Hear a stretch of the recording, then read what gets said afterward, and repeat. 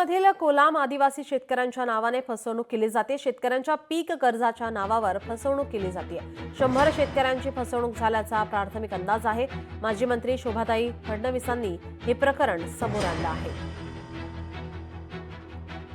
आमच्या नावानं सातबारा वगैरे काहीच नाही। एक स्कीम आहे म्हणून त्यांना एक बँकेमध्ये ग्रामीण बँक गडचांदूर येथे घेऊन स्कीम अंतर्गत पैसे भेटते म्हणून घेऊन गेलाय आणि आम्हाला 15-15 हजार रुपये दिले आहेत।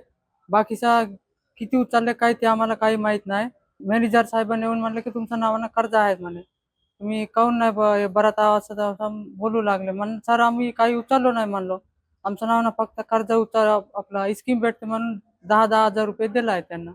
आदिवासी हे लोक बिचारे मागासलेले आहेत आणि दुसरी गोष्ट अशी की त्यांना शेतीवाडी काहीच नाहीये, मजुरीचं काम करतात आणि त्यांना घर सुद्धा व्यवस्थित नाहीये, पडकं घर आहे, अशा घरात राहतात।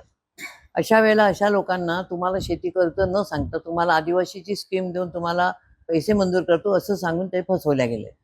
3 वर्षानंतर त्यांना जेव्हा नोटिसेस आले तेव्हा त्यांच्या लक्षात आलं की आपण फसलोय, परंतु त्यावेळेला त्यांना कोणी सोबत केली नाही। मग त्यांनी मागणी केल्यानंतर आम्ही स्वतः गेलो तिथे, चौकशी केली आणि असं लक्षात आलं की कुणीतरी एजंट हे त्यांना फसवत आहे। त्यामुळे या लोकांना न्याय देणं हे आपलं कर्तव्य आहे, एक समाज कार्य म्हणूनही आहे किंवा एक समाजाचा एक भाग म्हणूनही आहे।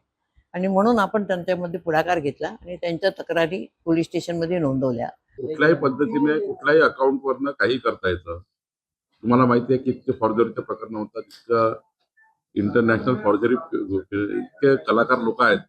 कलेक्टरनी आता काय केलं पाहिजे, FIR करून त्या FIR झाला असेल तर तात्काळ सर्व सातबारे रद्द केले पाहिजे कलेक्टर। लोकशाही मराठी ऐका, पहा, जागरूक रहा।